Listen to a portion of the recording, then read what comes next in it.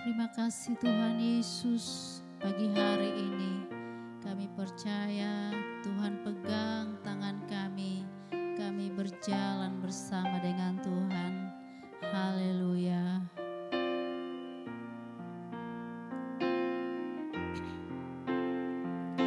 Bapa pegang tanganku,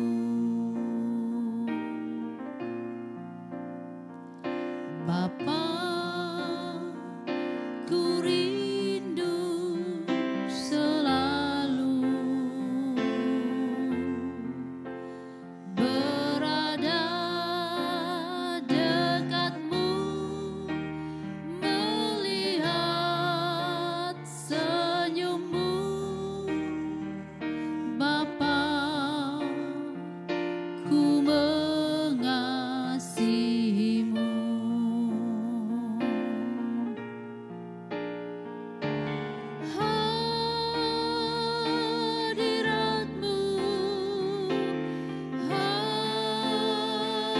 Hadiratmu membawa kesembuhan bagiku.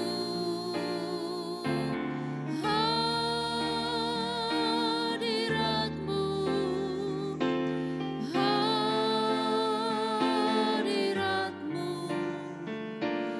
membawa kesembuhan.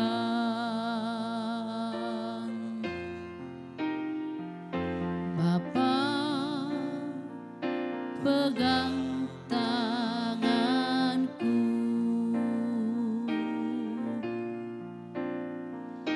Bapa ku rindu selalu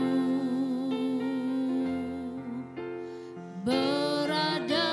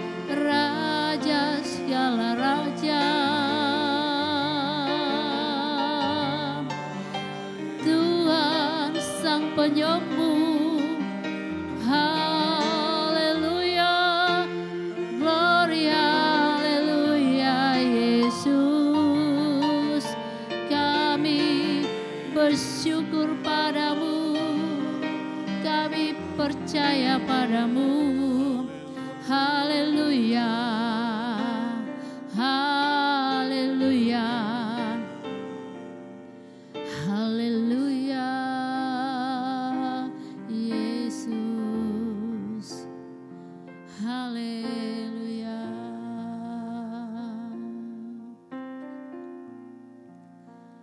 Hadiratmu,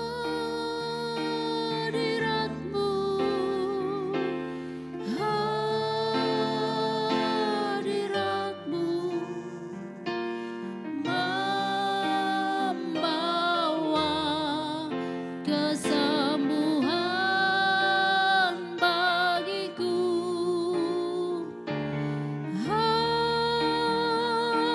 Hadiratmu,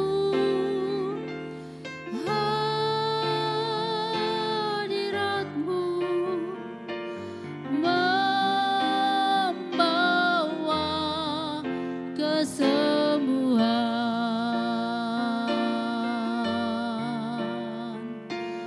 membawa kesembuhan,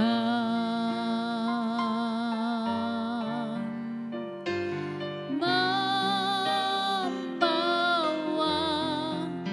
kesembuhan.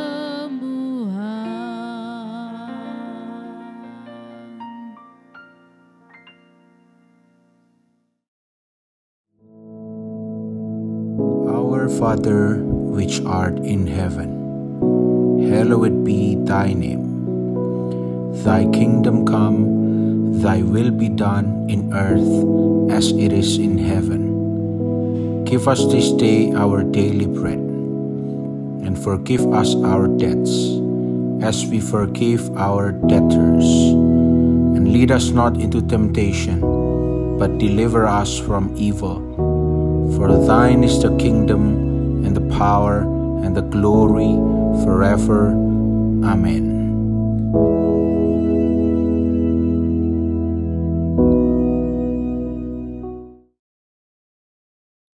Haleluya, puji nama Tuhan saudara sekalian. Mari pagi hari ini kita akan belajar terus bagaimana suatu kehidupan yang dipimpin, dikendalikan oleh Roh Kudus, yaitu kehidupan yang betul-betul dikuasai penuh oleh Roh Kudus. Inilah fullness of the Spirit tersebut. Nah, kehidupan yang dipimpin Roh Kudus itu seringkali memang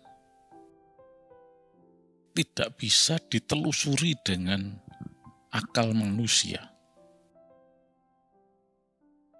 Manusia seringkali mengukur, memahami sesuatu itu dengan logikanya yang serba terbatas.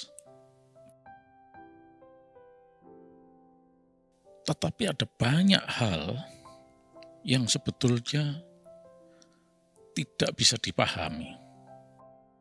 Bagaimana sebuah apel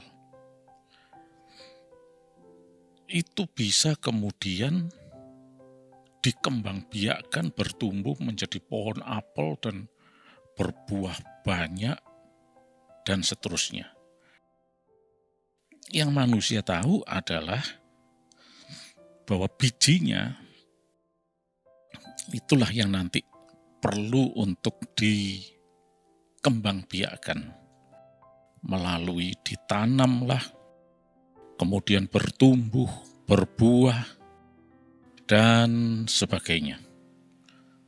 Tapi apa dan bagaimananya kita tidak bisa mengerti itu. Oleh karena itu kita harus memahami bahwa kalau kita mau dipimpin Roh Kudus, ya sudah nurut. Tidak perlu ngukur semuanya dengan standar kita. Karena kita ini serba terbatas. Nah, mari untuk lebih menjelaskan ini pagi hari ini, saya akan berikan sebuah contoh di dalam Perjanjian Lama, yaitu dalam 2 Raja-Raja pasal yang ke-6. Kita baca ayat yang pertama. Pada suatu hari berkatalah rombongan Nabi Elisa, cobalah lihat tempat tinggal kami di dekatmu ini adalah terlalu sesak bagi kami. Baiklah kami pergi ke sungai Yordan dan masing-masing mengambil satu balok dari sana, supaya kami membuat tempat tinggal untuk kami. Jawab Elisa, pergilah. Maka berkatalah seorang, silakan ikutlah dengan hamba-hambamu ini. Jawabnya, baik, aku akan ikut. Maka ikutlah ia dengan mereka. Setelah mereka sampai di sungai Yordan, mereka pun mulai menebang pohon-pohon. Dan terjadilah ketika seorang sedang menumbangkan sebatang pohon, jatuhlah mata kapaknya ke dalam air. Lalu berteriak-teriaklah ia, wahai tuanku, itu barang pinjaman. Hai berkatalah abdi Allah, kemana jatuhnya? Lalu orang itu menunjukkan tempat itu kepadanya. Kemudian Elisa memotong sepotong kayu, lalu dilemparkannya ke sana, maka timbullah mata kapak itu dibuatnya. Lalu katanya, ambillah. Orang itu mengulurkan tangannya dan mengambilnya. Sampai di sini pembacaan kita. Puji nama Tuhan, saudara sekalian. Kali ini kita melihat sebuah contoh mengenai, tentunya ini suatu mujizat. Kapak yang terbuat dari besi, mata kapaknya itu bisa mengapung di air. Ini adalah sesuatu yang tidak mungkin. Karena masa jenis air dan masa jenis besi, mata kapak itu berbeda. Masa jenisnya jauh lebih berat dibanding air, karena terbuat dari besi. Nah, diceritakan suatu kali, rombongan Nabi Elisa. Ini sebetulnya bisa dikatakan semacam, ya, sekolah Nabi, kira-kira seperti itu. Karena ada banyak pengikut yang menjadi pengikut Elisa, Nabi Elisa. Dan mereka ini juga sebetulnya belajar untuk nantinya bisa dipakai sebagai nabi atau pelayan Tuhan, seperti itu kira-kira. Nah, mereka ini tinggalnya ya semacam asrama. Di situ mereka terus-menerus bergaul dengan firman Allah, bergaul dengan Roh Kudus, bergaul dengan gurunya Nabi Elisa, dan seterusnya. Karena pada saat itu ada anak nabi, istilah anak-anak nabi, yaitu murid-murid yang mengikuti nabi. Nah, nampaknya tempat mereka tinggal atau asrama mereka, dormitori mereka itu sudah terlalu kecil untuk menampung mungkin ada semakin banyak bertambahnya anak-anak nabi ini atau pengikut Elisa ini.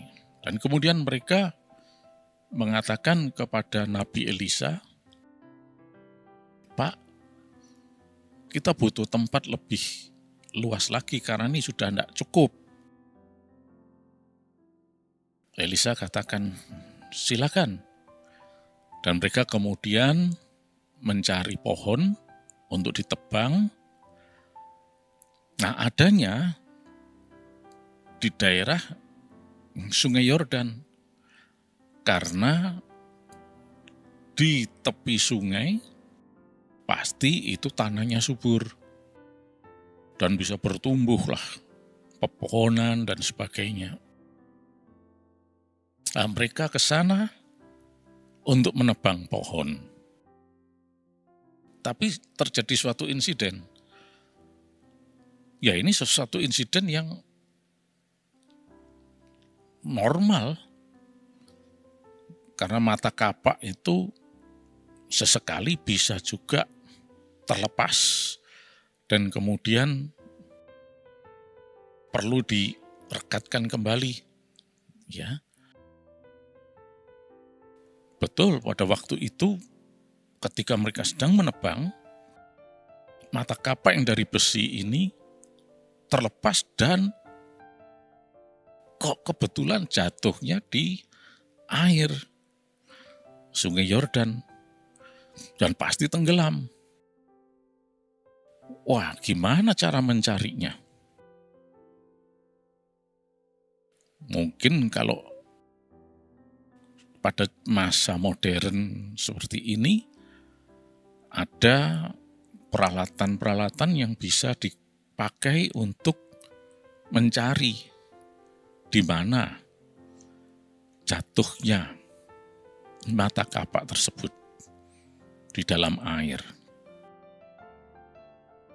Tapi pada masa itu ini adalah sesuatu yang tidak mungkin untuk bisa dilakukan. Walaupun dengan cara menyelam setahan apa manusia bisa menyelam di dalam air selama itu untuk mencari. Jadi tidak mungkin. Nah, orang ini kemudian berseru kepada Elisa, wah ini masalah besar ini. Karena kapak ini pinjaman. Bagaimana kalau hilang dan tidak bisa mengembalikan? Dan tentunya problemnya cukup pelik pada saat itu. Tapi apa yang terjadi?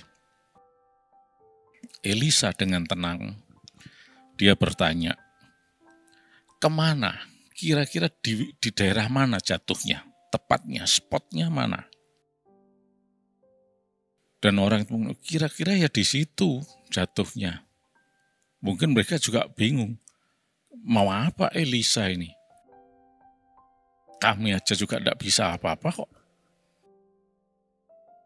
Nah, apa yang dilakukan Elisa? Ya, dikatakan di dalam ayat yang ke-6 tadi ya. Kemudian Elisa mengambil sepotong kayu, dilemparkannya ke sana. Loh, kok mata kapak dari besi itu bisa timbul, mengapung, terlihat. Dan kemudian Elisa katakan, ambil itu. Ya tentunya tidak terlalu sulit bagi mereka untuk mengambil karena sudah ketemu. Ya mungkin walaupun dengan berenang lah atau gimana dan seterusnya. Tapi yang jelas sudah ditemukan dan bisa diambil. Nah dari sini kita bisa melihat bahwa inilah yang disebut mukjizat. Betul, ini mukjizat. Tetapi bagaimana Elisa kok bisa langsung mengatakan di mana jatuhnya. Dan kemudian dia melakukan suatu barter nampaknya. Sepotong kayu dilemparkan ke air dan kemudian mata kapak itu timbul mengapung. Ini sesuatu yang tidak mungkin, ini mustahil pasti. Ilmu fisika pun akan mengatakan ini tidak mungkin, tidak ada rumus seperti ini. Itulah yang disebut mukjizat. Nah, Elisa bisa melakukan ini karena jelas Elisa itu dipimpin oleh Roh Kudus, diberi hikmat oleh Roh Kudus untuk bertindak, untuk melakukan sesuatu. Terus kalian setiap apa yang Roh Kudus pimpin dalam hidup kita, arahan Roh Kudus dalam hidup kita, itu selalu adalah merupakan mukjizat. Karena dengan demikian kita terhindar dari segala kesulitan karena kita berada di jalur yang benar, divine destiny itu. Karena kita nurut sama Tuhan. Nah, kita tidak akan melenceng sana, melenceng ke sini. Dipimpin oleh Roh Kudus. Elisa yang penuh dengan urapan Roh Kudus, penuh Roh Allah, melakukan ini bukan karena main-main atau coba-coba atau dengan pengetahuannya sendiri. Pengetahuan yang mana? Bahkan sampai zaman modern di mana ilmu fisika sedemikian rupa berkembangnya sampai bisa membuat dari rumus-rumus fisika itu bisa membuat pesawat itu bisa terbang di angkasa. Ini pengetahuan manusia. Tetapi sampai hari ini, tidak ada rumus pengetahuan apapun yang bisa dipakai untuk membuat mata kapak yang massa jenisnya besi tersebut bisa mengapung di air hanya gara-gara dibarter dengan sepotong kayu. Tidak ada itu.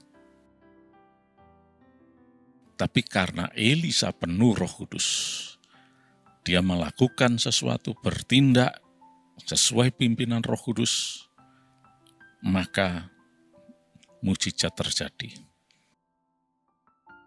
Nah, saudara sekalian, kita bisa lihat di sini bagaimana pimpinan Roh Kudus tersebut. Jadi pimpinan Roh Kudus itu tidak bisa diukur, dideteksi menggunakan standar pengetahuan manusia. Dan kadang-kadang seringkali nampaknya tidak masuk akal. Kelihatannya harusnya begini, tetapi kenapa Roh Kudus kok mengarahkan ke yang begini? Lalu bagaimana? Mau nurut pengetahuannya sendiri, pikirannya sendiri, kemampuannya sendiri, logikanya sendiri, atau milih nurut pimpinan Roh Kudus? Nah, kalau kita betul-betul dipenuhi Roh Kudus, mau dipimpin Roh Kudus, ya harus mau nurut sama Roh Kudus, sekalipun akal kita ini mengatakan, wah, aneh ini. Nggak mungkin bisa begini. Nah, jadi kalau kita betul-betul mau dipimpin Roh Kudus, itu nggak pakai akal pikirannya sendiri. Tapi benar-benar pakai pikiran Tuhan. Seringkali kita mengcombine. Ya sudahlah, kalau tidak mau dikatakan menentang Roh Kudus pakai pikirannya sendiri, okelah. Lebih halusnya dikatakan kombinasi pikiran kita dan tuntunan Roh Kudus. Karena ini dalam banyak hal, aktivitas kita sehari-hari ini seringkali terjadi. Ngakunya dipimpin Roh Kudus, tapi sebetulnya itu pikirannya sendiri. Ya, lalu kemudian dikatakan supaya agak lebih spiritual, lebih rohani kelihatannya. Ya, ini kombinasi.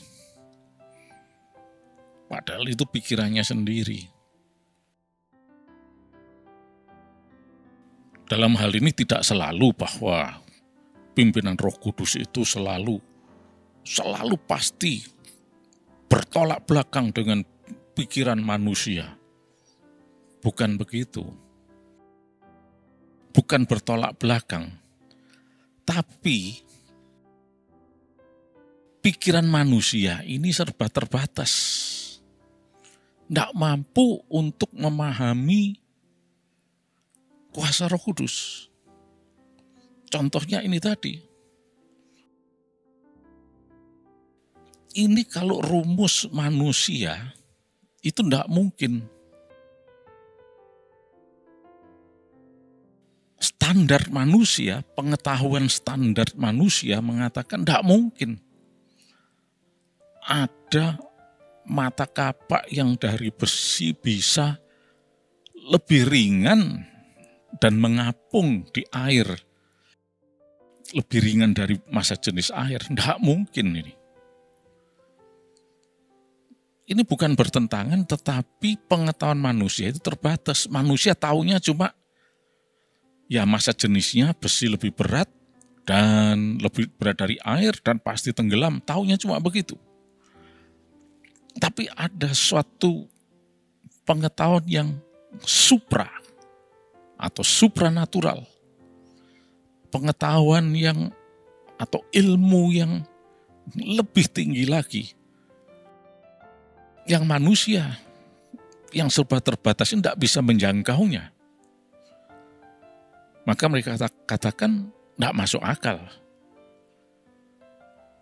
Tidak masuk akal itu belum tentu bertolak belakang. Hanya gara-gara tidak bisa memahami kemudian mengatakan bertolak belakang. Belum tentu. Nah lalu bagaimana? Ya Allah itu Allah Maha Kuasa, Allah Maha Tahu, Allah Maha tidak terbatas. Ya dia serba tahu, dia tahu segalanya, dia sanggup melakukan segalanya. Nah dengan demikian mari saat ini pilihan kita cuma satu, yaitu nurut sama Roh Kudus. Sekalipun akal pikiran kita ini sulit untuk bisa memahami. Dan jangan kemudian tergesa-gesa mengatakan, nggak masuk akal, mustahil. Bagi Tuhan tidak ada yang mustahil. Dia Allah Maha Tahu. Masalahnya adalah kita ini yang terbatas pengetahuannya. Itulah sebabnya kita perlu dipimpin Roh Kudus. Dengan pimpinan Roh Kudus ini, kita akan sampai kepada hari depan yang penuh harapan. Puji nama Tuhan, mari kita berdoa. Tuhan Yesus, Engkau Allah yang berkuasa, tidak ada perkara yang mustahil bagi Engkau Tuhan. Kami percaya akan Engkau, dan kami mau selalu dituntun oleh Roh Kudus. Tidak lagi menggunakan pikiran, kemampuan kami sendiri yang serba terbatas ini. Oleh karena itu dengan penuh iman kami perkatakan sepanjang hari ini kami semuanya diberkati berkelimpahan. Kami sehat dan kami tetap dalam perlindungan kuasa darah Yesus. Dan mujizat-mujizat-Mu dinyatakan. Kami terima berkat-Mu Tuhan dalam nama Yesus. Amin.